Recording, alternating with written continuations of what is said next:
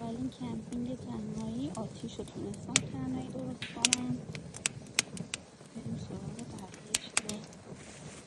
چادرم رو هر کاری کردم اینجوری کج از آب در اومد. نمیدونم چیکار کنم صاف شه. از این شراب هم گرفتم که درش چوب پنبه نداره، راحت باز میشه. فکر میتونم برنج درست کنم. بریم ببینیم.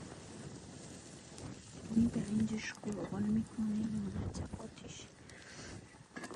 او مای گاد داره آزه میشه. یه سری دیدم خدا هم غروب کرد. منم دیگه یواش یواش میرم تو چادر هوا تاریک.